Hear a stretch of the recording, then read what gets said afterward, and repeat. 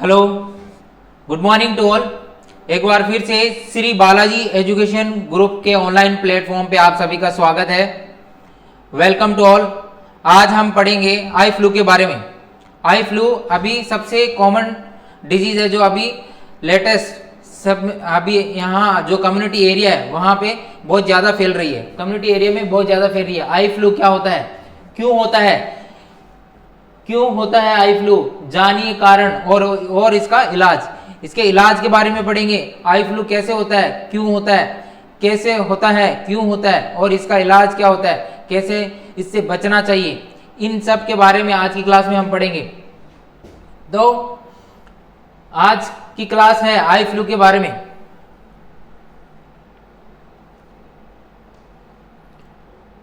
तो आज की थॉट ऑफ द डे है, आज की थॉट ऑफ द डे है कि मंजिल को जुबां पर नहीं, मंजिल को जुबां पर नहीं अपनी आंखों में बसा लो। मंजिल है उसे अपनी जुबान पर नहीं अपनी आंखों में बसा लो और रास्ते खुद ब खुद, जो रास्ते हैं वो खुद ब खुद दिखने लग जाएंगे, आपको दिखने लगेंगे। जो रास्ते हैं वो खुद ब खुद दिखने लगेंगे। मंजिल को जुबां पर नहीं अपनी आंखों में बसा लो, रास्ते खुद ब खुद दिखने लगेंगे।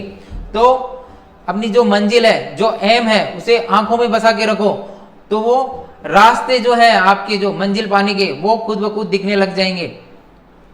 ठीक है। और इस आंख से आज अपन पढ़ेंगे आंख के बारे में। आंख के बारे में पढ़ेंगे कि आंख की जो बीमारी है अभी जो लेटेस्ट में चल रही है, आई फ्लू चल रहा है, वो क्या होता है। आई फ्लू को एक और नाम से जानते हैं, कंजक्टिवाइटिस। तो कंजक्टिवाइटिस क्या होता है, आई फ्लू क्या होता है, रेड आई क्या होता है, पिंक आई क्या होता है, ये सब एक ही बात है। इनके बारे में पढ़ेंगे। तो सबसे पहले कंजक्टाइवा होती कहाँ है, एग्जैक्टली कंजक्टाइवा होती कहाँ है। तो कंजक्टाइवा में इन्फ्लामेशन हो जाना कंजक्टिवाइटिस कहलाता है। कंजक्टाइवा में इन्फ्लामेशन हो जाना कंजक्टिवाइटिस कहलाता है। सबसे पहले अपन पढ़ेंगे कि कंजक्टाइवा होती कहाँ है, एग्जैक्ट होती कहाँ है। आई के अंदर होती है कंजक्टाइवा, अब वो होती कहाँ है। तो ये आई का स्ट्रक्चर है। सबसे पहले ये क्या है, आई का स्ट्रक्चर है। ये आई बनी हुई है,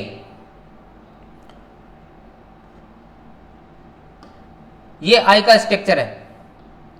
तो सबसे जो आगे होता है ये कॉर्निया, ये होता है कॉर्निया। उसके बाद में ये है आइरिस, ये है आइरिस। और उसके बाद में इसके ऊपर एक लेयर होती है, इसके ऊपर एक और लेयर होती है। इसके ऊपर क्या होती है, एक लेयर होती है, लेयर। इसके ऊपर यहाँ पे एक लेयर होती है, तो वो कहलाती है कंजक्टाइवा। वो क्या होती है, कंजक्टाइवा होती है। तो यहाँ पे जो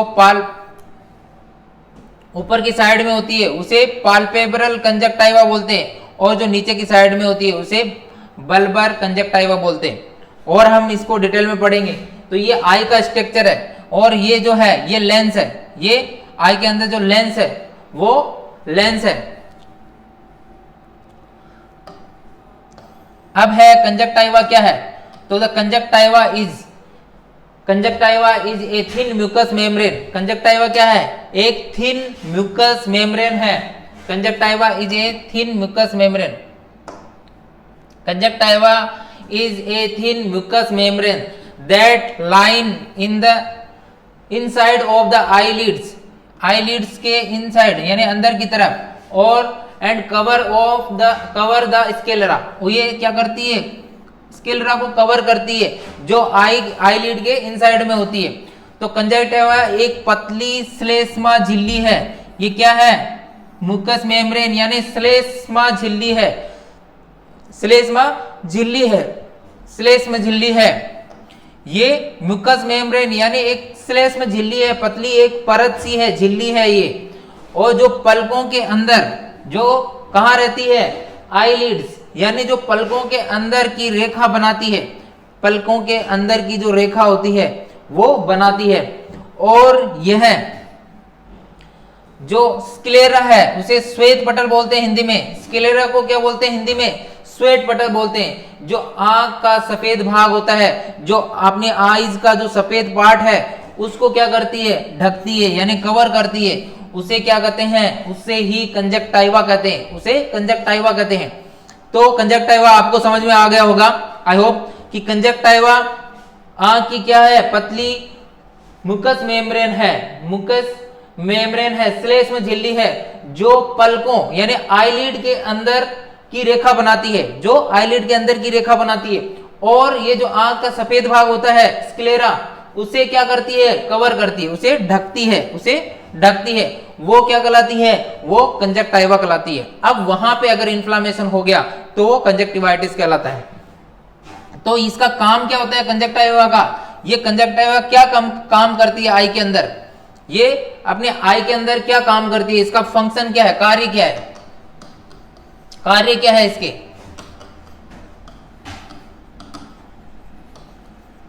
तो the conjunctiva of the eye provides protection and lubrication of the eye by the production of mucus membrane. Mucus membrane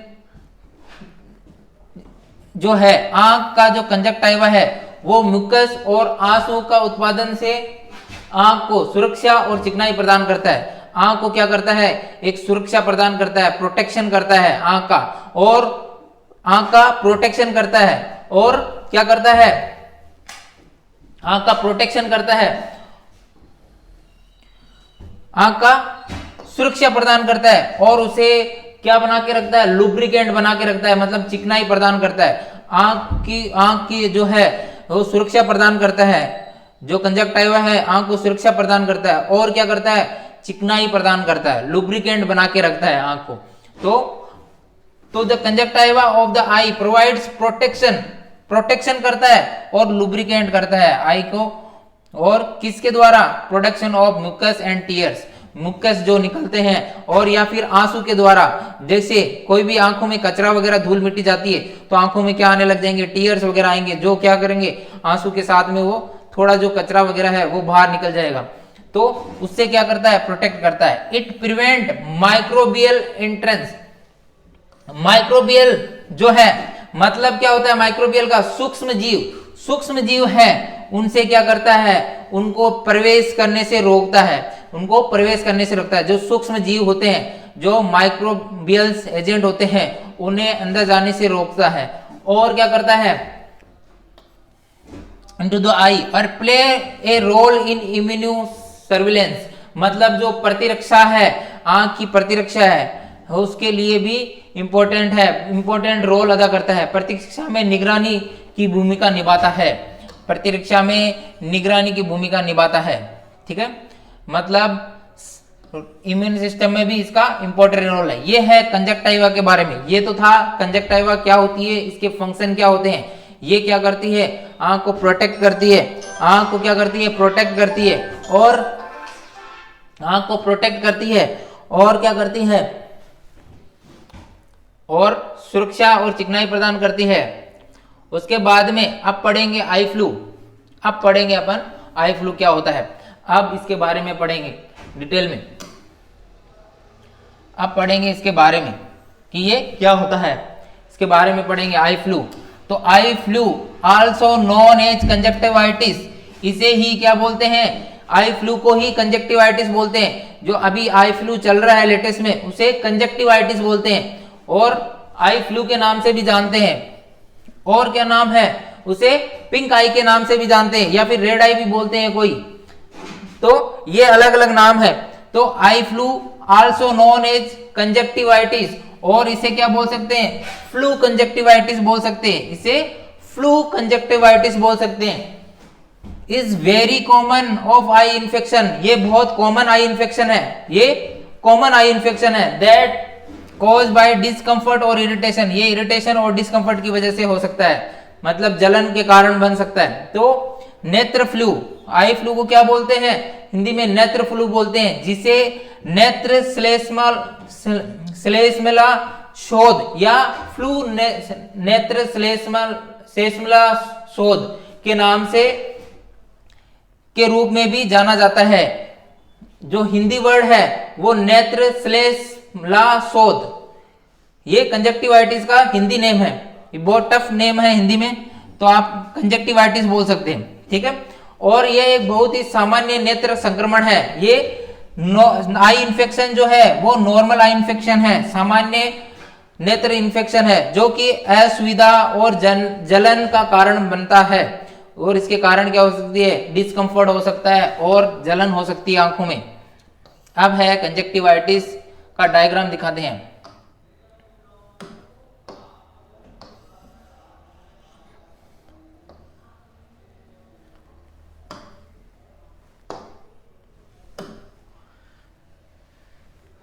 तो ये मैंने अभी तो डायग्राम में बताया था कि ये कंजक्टाइवा की जो लेयर होती है वो आगे की तरफ होती है, इसके आगे है ना, ये कंजक्टाइव लेयर है, ये कॉर्निया है, ये प्यूपिल्स है, आइरिस है, लेंस है और ये आईलिड्स है। यहाँ पे जो है ये आईलिड्स है।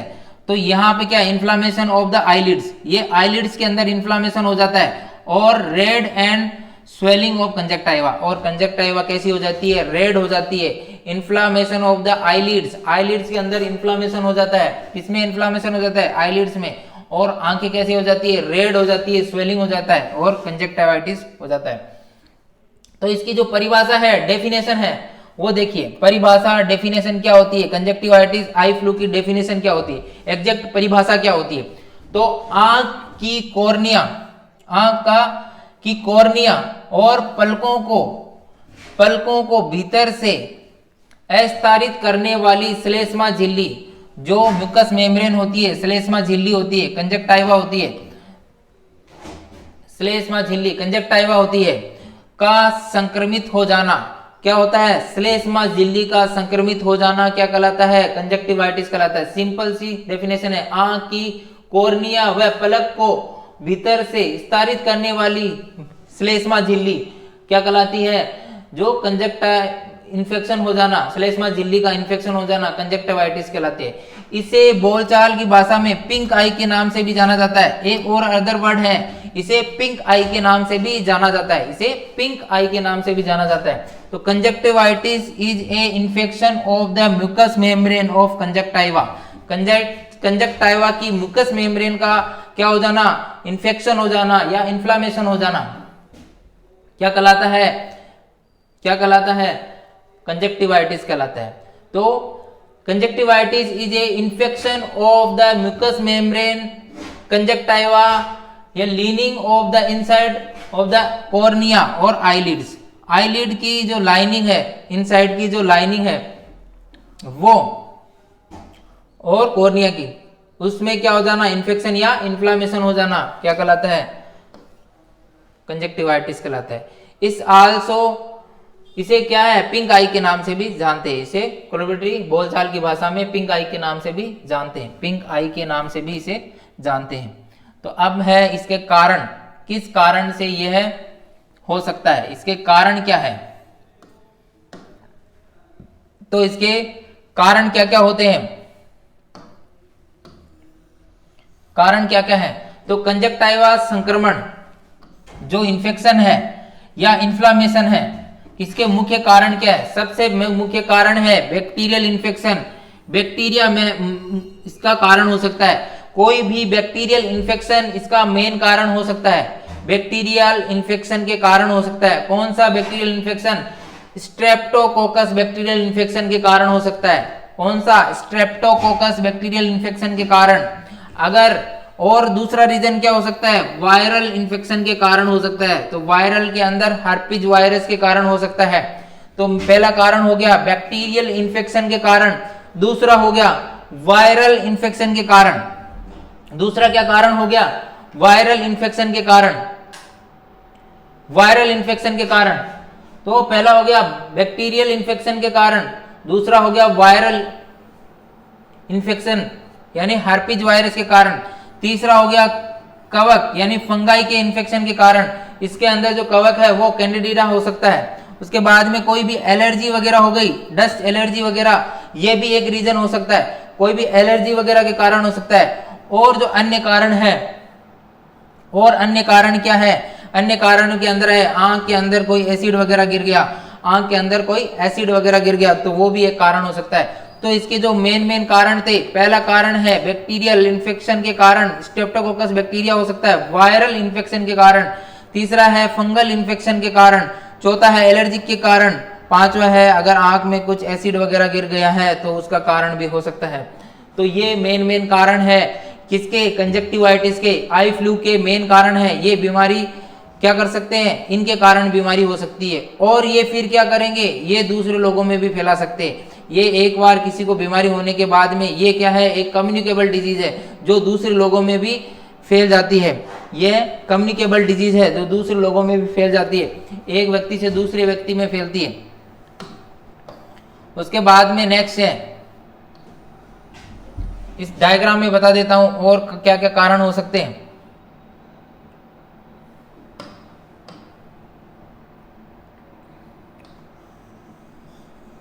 तो कॉमन कंजक्टिवाइटिस कोज क्या है, वायरस, जो मैंने अभी बताया था पहला कारण है वायरस। वायरस एक कारण है। तो virus which cause disease like mumps measles, ऐसी जो डिजीज है जो मम्स मिजल्स उसके कारण हो सकता है। ये वायरल इन्फेक्शन हो गया तो उसके कारण हो सकता है। कोई भी एलर्जिक प्रॉब्लम हो गई, एलर्जिक डिजीज लाइक अस्थमा और स्टीमा या हे फीवर, ऐसी कोई एलर्जिक डिजीज है जैसे अस्थमा, हे फीवर और जीमा, ऐसी कोई एलर्जिक डिजीज है तो उसके कारण हो सकता है। उसके बाद में बैक्टीरियल इन्फेक्शन के कारण हो सकता है, स्ट्रेप्टोकोकस या स्टेफाइलोकोकस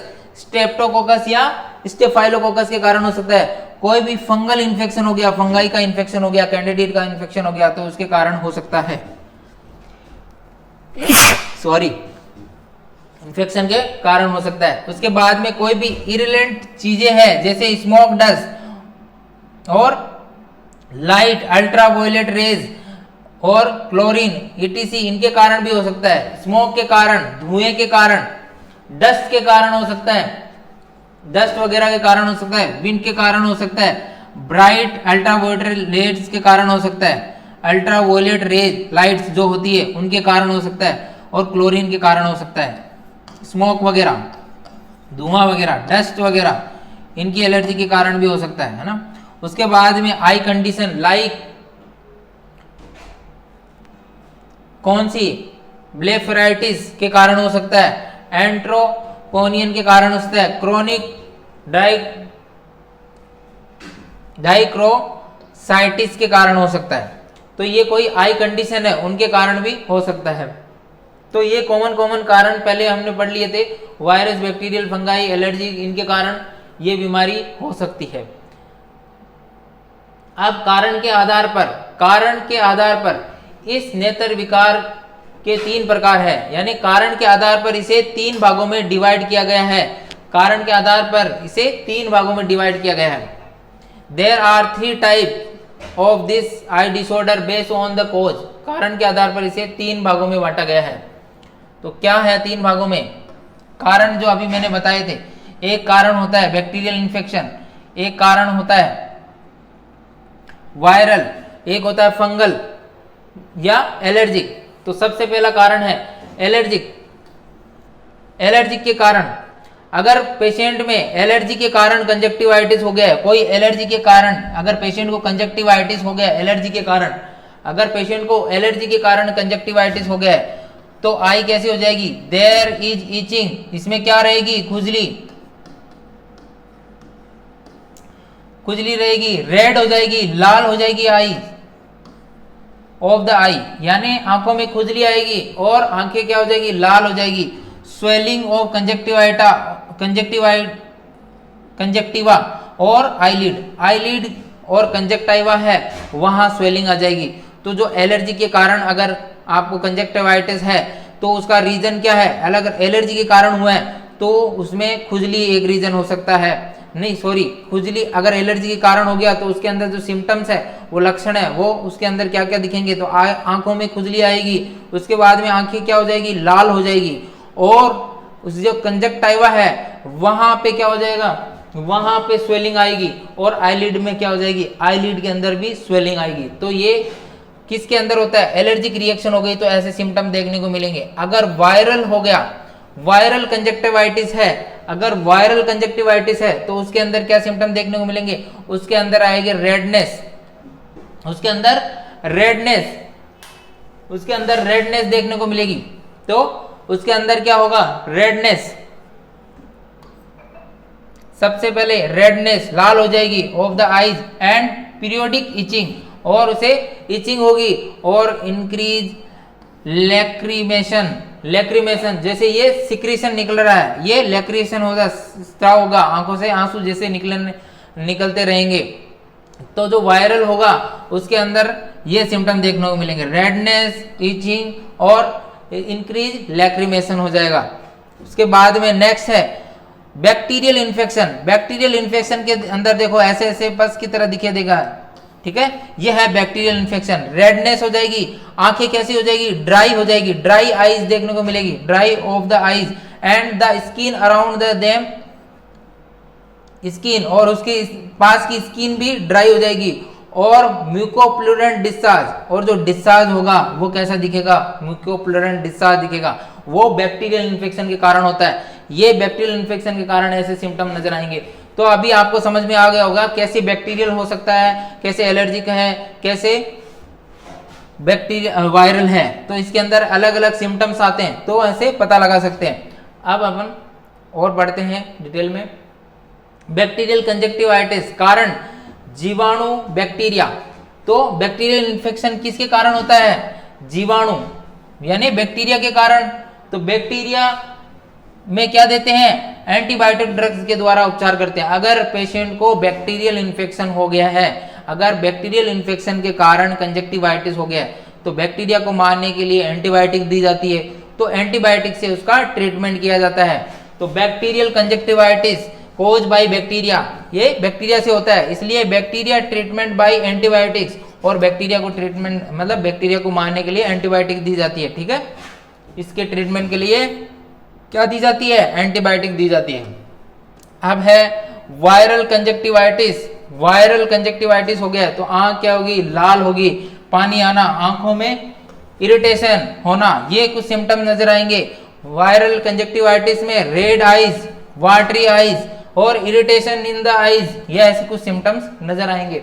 उसके बाद में अभी मैंने पढ़ाया था यही चीज है, एलर्जिक कंजक्टिवाइटिस। एलर्जिक कंजक्टिवाइटिस में क्या होगा, आंख में खुजली, आंख में क्या आ जाएगी, खुजली आएगी, सूजन आएगी आंखों में, तो पानी आना जैसे लक्षण आएंगे, तो आंखों में खुजली, सूजन और पानी आना। तो एलर्जिक कंजक्टिवाइटिस के अंदर सिम्टम्स लाइक इचिंग, स्वेलिंग और watering I, watering of the eyes, ये सिम्टम आएंगे।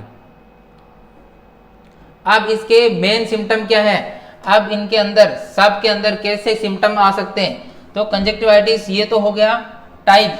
अब है कंजक्टिवाइटिस डायग्नोस।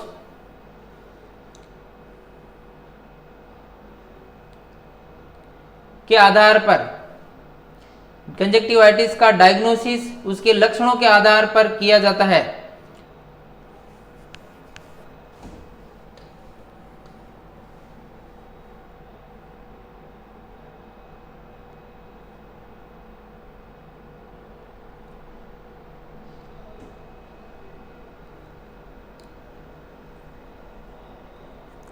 तो कंजक्टिवाइटिस का डायग्नोसिस उसके सिम्टम के आधार पर किया जाता है, उसके लक्षणों के आधार पर किया जाता है। क्या क्या सिम्टम्स हैं, लक्षण क्या क्या है, उसके आधार पे इसका डायग्नोसिस किया जाता है।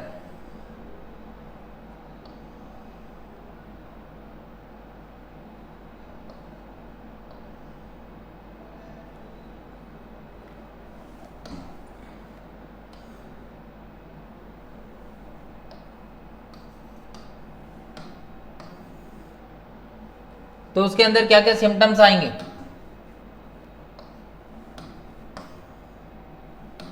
सिम्टम क्या क्या आ सकते हैं। तो सिम्टम्स के अंदर है पहला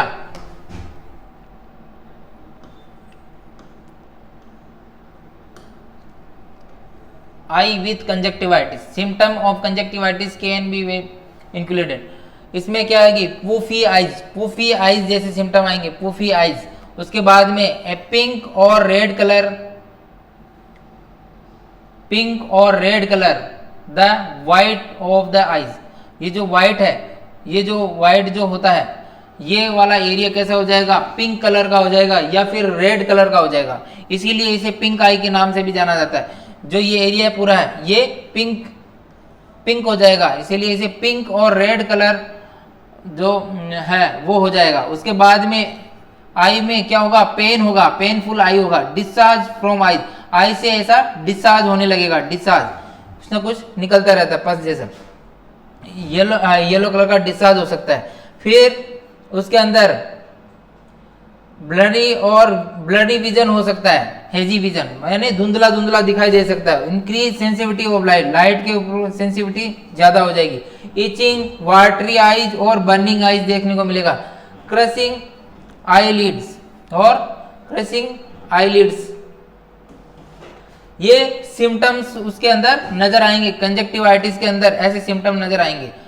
अब कंजक्टिवा का लाल व गुलाबी रंग, यानी ये सिम्टम आएंगे। कैसा हो जाएगा कंजक्टिवा, कैसे हो जाएगी, लाल और गुलाबी रंग की हो जाएगी। कैसी हो जाएगी, लाल और गुलाबी रंग की कंजक्टिवा दिखाई देगी, या तो लाल कलर की दिखाई देगी या गुलाबी कलर की, पिंक आई, जो अभी सिम्टम्स में मैंने बताया था। आंखों में क्या होगा, burning sensation in the eye, आंखों में जलन वगैरह होगी, बर्निंग सेंसेशन देखने को मिलेगा। उसके बाद में आंख में खुजली, itching in the eye, itching in the eye, आंखों में क्या होगी, खुजली होगी, ऐसे सिम्टम देखने को मिलेंगे। और ब्लाइंड टू लाइट्स, प्रकाश में क्या है, प्रकाश में आंख न खुलना, ज्यादा प्रकाश रहता है वहां आंखें इतनी खुलती नहीं है, तो जो लाइट वगैरह है वहां पे आंखें खुलती नहीं है। उसके बाद में नेक्स्ट है आंखों से पस का सत्रावण होना, मतलब आंखों से पस का डिस्चार्ज होना। डिस्चार्ज ऑफ पस फ्रॉम द आईज, जैसे अभी मैंने येलो कलर का दिखाया था, वहां आई से क्या होगा, पस जैसा सिक्रीशन स्टार्ट हो जाएगा। और क्या सिम्टम नजर आ सकते हैं। उसके बाद में जो नेक्स्ट सिम्टम है, आंखों से अत्यधिक आंसू का बहना या आंखों में दर्द रहना। एक्सेसिव टीयरिंग, आंसू का ज्यादा आना, ज्यादा आंखों से पानी आने लगेगा, आंसू आने लगेंगे, टीयरिंग ज्यादा होने लगेगी। और पेन होगा, आई के अंदर पेन होने लग जाएगा। इस तरह से ऐसे सिम्टम्स नजर आएंगे। तो सिम्टम्स के अंदर क्या क्या नजर आएंगे, सिम्टम्स के अंदर आंखें कैसी हो जाएगी, या तो रेड कलर की हो जाएगी या फिर पिंक कलर की हो जाएगी। आंखों में दर्द हो सकता है, वाटरी डिस्चार्ज होगा, पस सिक्रीशन हो सकते हैं। तो ये ऐसे कुछ सिम्टम्स नजर आएंगे, इचिंग वगैरह होगी। डायग्नोस कैसे करोगे, कैसे पता लगाओगे कि ये कंजक्टिवाइटिस है, डायग्नोस कैसे करोगे। तो कंजक्टिवाइटिस का पता लक्षणों से ही लग सकता है। उसके जो सिम्टम्स है वो सिम्टम कंजक्टिवाइटिस वाले सिम्टम्स है कि नहीं है। जो सिम्टम्स आ रहे हैं, जैसे रेड आई हो गई है, पिंक आई हो गई है, इचिंग हो रही है, वाटर डिस्चार्ज हो रहा है, पस सिक्रेशन हो रहा है, तो उससे सिम्टम्स से पता लगा लेंगे। इसके लक्षण से पता लगा देंगे कैसे लक्षण है, लक्षण से पता लगाया जा सकता है। इसका लक्षण प्रकार जानने हेतु इसके स्लिट लैम्प माइक्रोस्कोप से जांच की जाती है। ये क्या होता है, slit lamp microscope, slit lamp microscope होता है। देखो ये वाला डायग्राम में बताया हुआ है, स्लिट लैम्प माइक्रोस्कोप।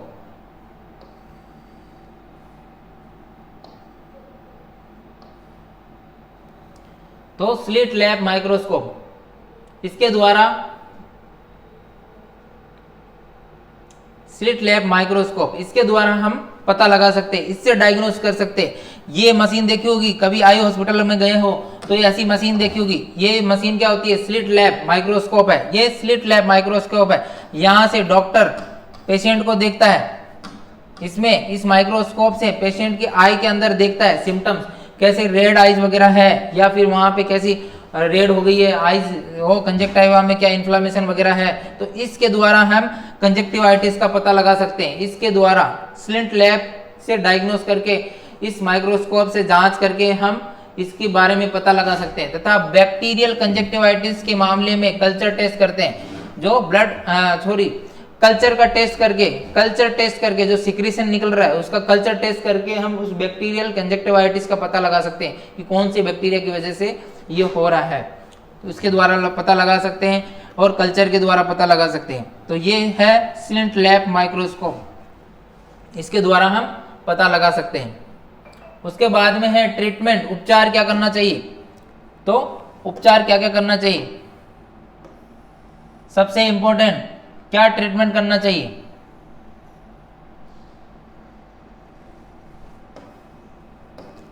तो ट्रीटमेंट क्या करना चाहिए,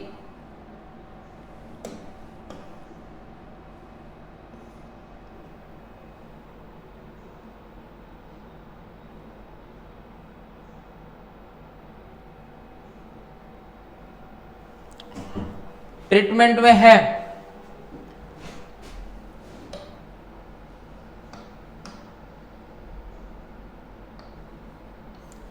तो ये है कंजक्टिवाइटिस यानी पिंक आई। इसे क्या बोलते हैं? पिंक आई, जो मैं पढ़ा चुका हूं। कंजक्टिवाइटिस टाइप ऑफ ट्रीटमेंट, तो ट्रीटमेंट देते हैं तो एलर्जी के अंदर क्या देना चाहिए? एलर्जी कंजक्टिवाइटिस और बैक्टीरियल कंजक्टिवाइटिस या वायरल कंजक्टिवाइटिस, ये तीन टाइप है कि एलर्जिक है, बैक्टीरियल है या वायरल है, उसके हिसाब से ट्रीटमेंट दिया जाता है। कौन सा है इसके हिसाब से ट्रीटमेंट दिया जाता है, कौन सा है उसके हिसाब से ट्रीटमेंट दिया जाता है। तो सबसे पहला है एंटी हिस्टामिन आई ड्रॉप। कौन सी देते हैं? एंटी हिस्टामिन आई ड्रॉप। एंटी हिस्टामिन आई ड्रॉप, ये एंटी हिस्टामिन आई ड्रॉप किसमें दी जाती है? Allergic conjunctivitis. अगर एलर्जिक कंजक्टिवाइटिस है, एलर्जी के कारण अगर आई फ्लू या कंजक्टिवाइटिस हो गया तो उसके अंदर सीधी सीधी कौन सी दी जाती है? एंटी हिस्टामिन आई ड्रॉप दी जाती है उसके अंदर। और बैक्टीरियल और जो वायरल है उसके अंदर नहीं दी जाती है। इन दोनों के अंदर ये एलर्जिक वाली एंटी हिस्टामिन आई ड्रॉप नहीं दी जाती है। एंटी हिस्टामिन ड्रॉप अगर बैक्टीरियल कंजक्टिवाइटिस है या वायरल है तो उसके अंदर नहीं दी जाती है। दूसरा है non steroid anti inflammatory NSAIDs drugs, example ibuprofen, जो दर्द के लिए दी जाती है ना। आइबुप्रोफेन ये वाली ड्रग्स होती है, non steroid anti inflammatory drugs होती है, एनासाइड्स ड्रग्स होती है। वो किस में दे सकते हो? एलर्जिक वाले में नहीं देनी है। बैक्टीरियल वाला हो गया है तो उसके अंदर दे सकते हैं। वायरल वाला कंजक्टिवाइटिस है तो उसके अंदर दे सकते हैं। उसके बाद में स्टेरॉइड आई ड्रॉप, स्टेरॉइड की जो आई ड्रॉप होती है जैसे डेक्सामेथासोन की आई ड्रॉप्स होती है, वो किसके अंदर दे सकते हो? एलर्जी वाली कंडीशन में दे सकते हैं, एलर्जिक वाली कंडीशन में दे सकते हैं। बैक्टीरियल वाली कंडीशन में नहीं देना है। डेक्सामेथासोन की जो ड्रिप्स और जो आई ड्रॉप्स होती है उसको बैक्टीरियल के अंदर नहीं देना है। उसके बाद में वायरल अगर हो गया है तो दे सकते हैं, वायरल अगर हो गया है तो दे सकते हैं।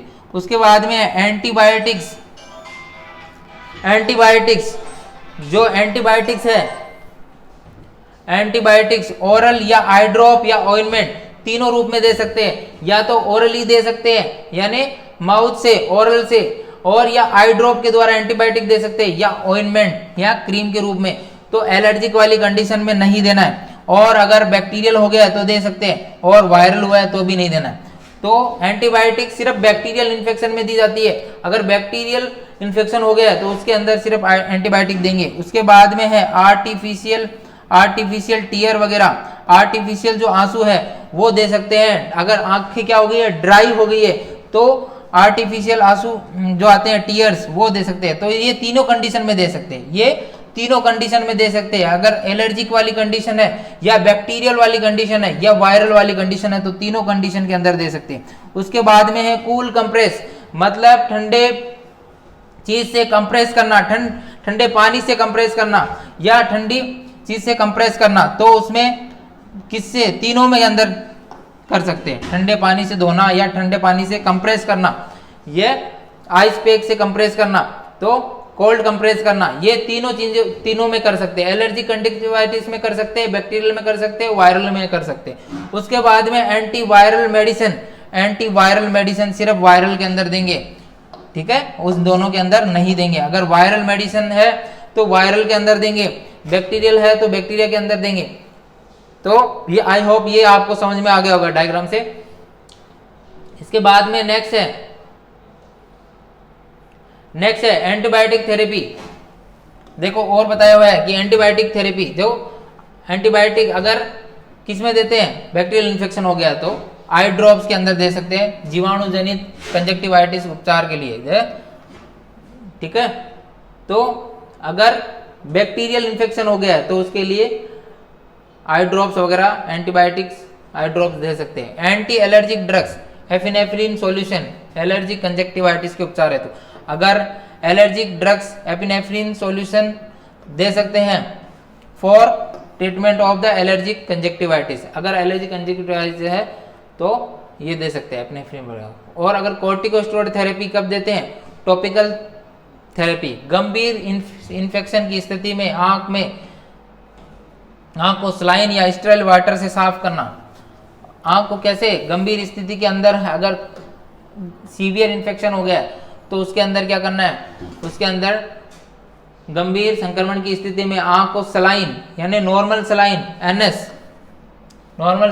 एनएस और स्टेराइल वाटर से साफ करना है, corticosteroid therapy in case of the severe infection, अभी जो बताया था सीवियर इन्फेक्शन के कारण, keep the I clean with sterile water और नॉर्मल सलाइन,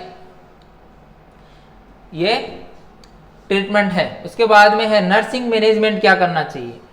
अब है एज ए नर्स क्या मैनेजमेंट करेंगे, नर्सिंग मैनेजमेंट क्या है, तो ये एक संक्रामक रोग है, अतः परिवार के सदस्य व मरीज को पर्याप्त जानकारी प्रदान की जानी चाहिए। तो ये क्या है, एक संक्रामक रोग है, ये संक्रामक रोग है, इन्फेक्शियस डिजीज है। इन्फेक्शियस डिजीज का मतलब ये हो गया एक व्यक्ति से दूसरे व्यक्ति में फैल सकती है, कम्युनिकेबल डिजीज है ना, अगर घर में एक व्यक्ति को हो गई तो वो दूसरे को भी हो सकती है। तो ये सबसे पहले ये परिवार के लोगों को और उनको एजुकेट करके बताना चाहिए, उन्हें पर्याप्त जानकारी दी जानी चाहिए इसके बारे में लोगों को, उसके परिवार के लोगों को वो पर्याप्त जानकारी देनी चाहिए इसके बारे में, ठीक है। It is a infectious disease यानी ये संक्रामक रोग है, देयरफॉर द एडिक्वेट इंफॉर्मेशन, जो इससे जरूरत से संबंधित, जो इस बीमारी से जो संबंधित जानकारी है, एडिक्वेट इंफॉर्मेशन है, should be provided to the family member, उसके फैमिली मेंबर को प्रोवाइड करनी है, टू द पेशेंट के जो फैमिली मेंबर है उसे ये इस डिजीज के बारे में एडिक्वेट जो इंफॉर्मेशन है वो उसके फैमिली मेंबर को प्रोवाइड करनी है, ताकि वो दूसरे पर्सन में ना हो, कि घर में दूसरे व्यक्ति को ना हो। ये बाहर के लोगों को भी आप एजुकेट कर सकते हो, क्योंकि ये कम्युनिकेबल डिजीज है, एक व्यक्ति से दूसरे व्यक्ति में फैलती है, तो उन्हें भी एजुकेट करना चाहिए। उसके बाद में मरीज को प्रति 10 मिनट में बर्फ से आंख की सेक करने हेतु कहना चाहिए, ताकि इचिंग एवं पेशेंट पेन में कमी हो, ठीक है, ताकि इचिंग और पेन में कमी हो। तो पेशेंट जो है उसे हर 10 मिनट से बर्फ जो है, आइस जो है, उससे आंख की सेक करने के लिए उससे सेक करे, कपड़े में लपेट के बर्फ को और आंख के ऊपर सेक करें हर 10 मिनट से, जिससे क्या होगा, इचिंग वगैरह नहीं होगी और पेन नहीं होगा, उससे पेन कम हो जाएगा। Patient should be asked to compress the eye with ice से करना है, ठीक है, यही मैंने बताया, बर्फ से करना है एवरी 10 मिनट्स, हर 10 मिनट में, so that there is reduction is itching and pain, जिससे क्या हो जाएगा, पेन और इचिंग कम हो जाएगी, जिससे पेन और इचिंग कम हो जाएगी। उसके बाद में नेक्स्ट है, पेशेंट को गहरे रंग के कांच वाली चश्मा ग्लास पहनने के लिए सलाह दें, यानी ब्लैक कलर का यानी गहरे डार्क कलर का, जिससे क्या है वो डार्क कलर का चश्मा वगैरह पहनने की एडवाइस दे। Advise the patient to wear dark colour glasses, dark colour black colour का चश्मा लगा सकते हैं, इससे पेशेंट को ये एडवाइस देनी चाहिए कि डार्क कलर का चश्मा लगा लें।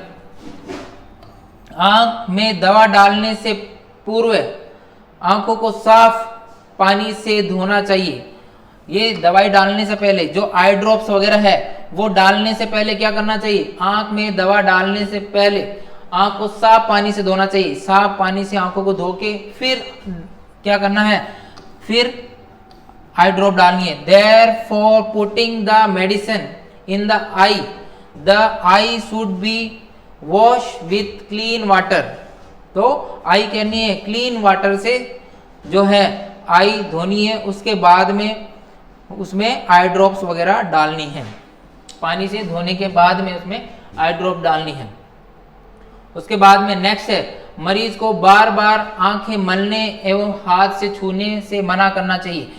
तो पेशेंट को क्या करना चाहिए, बार बार में आंखों को टच ना करे या फिर उसे ऐसे मले ना, तो रब ना करे, ठीक है। The patient should be forbidden to rub his eye repeatedly and touch his hands, से टच ना करे और रब ना करे, ठीक है। उसके बाद में नेक्स्ट है, मरीज के प्रयोग की वस्तुएं जैसे वस्त्र मतलब क्लोथ्स, टॉवल्स,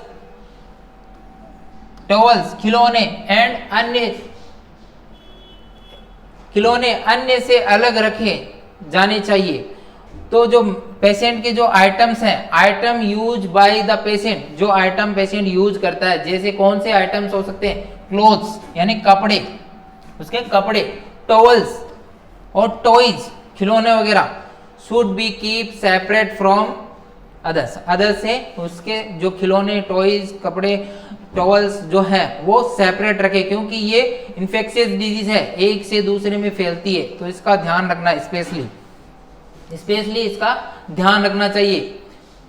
तो ये है आई फ्लू, है ना। आई फ्लू के अंदर क्या क्या ध्यान में रखना चाहिए, आई फ्लू एक कम्युनिकेबल डिजीज है, तो वो क्या एक व्यक्ति से दूसरे व्यक्ति में हो सकती है। तो सबसे पहले आंखों को साफ रखें, बार बार पानी से धोएं, पानी से धो के उसमें आई ड्रॉप डालें, उसके बाद में आंखों को ज़्यादा टच ना करें, ज़्यादा रब ना करें, है ना, और डार्क कलर का चश्मा लगा के रखें, और क्या करें, और ज़्यादा से ज़्यादा लोगों को एजुकेट करें कि ये एक दूसरे में फैल सकती है, तो उसे बचाव करें, और हैंड वॉश करें प्रॉपर, बार बार में हाथ धोएं, हैंड वॉश करें कि इससे ज़्यादा इन्फेक्शन ना हो, दूसरे में इन्फेक्शन ना फैले, इसलिए हैंड वॉश करें। और जो उसके आइटम्स हैं, जो क्लॉथ्स, टॉवल, टॉयज और भी बच्चे के जैसे आइटम्स हो सकते हैं, उनको सेपरेट रखें, दूसरों से अलग रखें, क्योंकि वो दूसरों में फैला सकते हैं। उसके बाद में जो ट्रीटमेंट है, उसके अंदर जो ड्रॉप्स है, मैंने बताया था एंटीबायोटिक्स और कुछ ड्रॉप्स, तो उसके अंदर कौन कौन सी ड्रॉप्स दे सकते हैं, तो सबसे पहले है सिफ्लॉक्स, इसके अंदर आता है सिफ्लोप्रोक्सासिन वगैरह, ठीक है, जिंक और क्लोरफेरामाइन मेलेट, जिंक, ये वाली सिफ्लॉक्स आई ड्रॉप्स, ये सिफ्लॉक्स आई ड्रॉप्स पेशेंट को दिन में 2-2 ड्रॉप दिन में 3 बार डाल सकते हैं। ये ड्रॉप अगर बैक्टीरियल इन्फेक्शन हो गया है और एलर्जिक बैक्टीरियल इन्फेक्शन हो गया तो दोनों में डाल सकते हैं, क्योंकि इसमें सिफ्लोप्रोक्सासिन है जो एंटीबायोटिक्स है और एलर्जिक में भी काम करेगी। उसके बाद में ये है सिफ्लोप्रोक्सासिन और डेक्सामेथासोन, ये ड्रॉप भी डाल सकते हो, अगर ये नहीं मिलती है मार्केट में तो ये ड्रॉप डाल सकते हो। सिफ्लोप्रोक्सासिन, डेक्सामेथासोन, ये और आई ड्रॉप दोनों में यूज होती है, ये वाली सिफ्लॉक्स डी के नाम से आती है, ये भी बैक्टीरियल इन्फेक्शन के अंदर डाल सकते हो, क्योंकि इसमें एंटीबायोटिक्स है और स्टेरॉइड है, डेक्सामेथासोन जो है स्टेरॉइड है, ठीक है। उसके बाद में है ऑफ्लॉक्सासिन भी एंटीबायोटिक्स है, तो ऑफ्लॉक्सासिन, डेक्सामेथासोन ये भी ईयर और आई दोनों में यूज कर सकते हैं। फ्लास डी के नाम से आती है, इसका भी कंजक्टिवाइटिस में यूज कर सकते हैं। इसके बाद में ये है एंटीहिस्टामिन आई ड्रॉप्स, ये जो है एंटीहिस्टामिन आई ड्रॉप, एलर्जिक के कारण एलर्जिक रिएक्शन वगैरह हो गई है तो उसके लिए ये आई ड्रॉप यूज में ले सकते हैं। आई इचिंग रिलीफ, है ना, अगर इचिंग वगैरह होती है उसमें रिलीफ मिलता है, तो ये एंटीहिस्टामिन आई ड्रॉप इसका यूज कर सकते हैं। उसके बाद में है ये भी एलर्जिक के अंदर कर सकते हैं, एलोपेट नाम से आती है आई ड्रॉप, ये भी एलर्जिक के अंदर कर सकते हैं। एलोपेटाडाइन और हाइड्रोक्लोराइड ऑप्थेल्मिक सॉल्यूशन, ये भी आई ड्रॉप्स क्या एलर्जिक वगैरह में यूज कर सकते हैं। तो आई होप ये टॉपिक आपको समझ में आ गया होगा। अभी जो लेटेस्ट ये बीमारी बहुत ज़्यादा फैल रही है, ठीक है, तो इसके बारे में आपको अच्छे से समझ में आ गया होगा। आई फ्लू क्या होता है, आई फ्लू क्या होता है, एक बार वापस थोड़ा सा बता देते हैं आई फ्लू क्या होता है।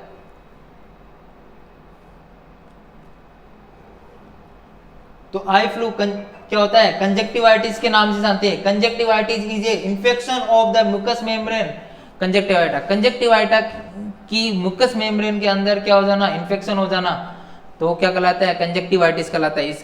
इसको अलग अलग नाम से जानते हैं, पिंक आई के नाम से जानते हैं, इसको पिंक आई के नाम से जानते हैं, रेड आई के नाम से जानते हैं, कंजक्टिवाइटिस के नाम से जानते हैं और फ्लू आइज के नाम से भी जानते हैं। तो ये अभी कम्युनिकेबल डिजीज बहुत ज़्यादा फैल रही है। तो आई होप आपको ये क्लास पसंद आई होगी, तो ज़्यादा से ज़्यादा लोगों को शेयर करें और ज़्यादा से ज़्यादा लाइक करें, चैनल को सब्सक्राइब करें। Thank you so much.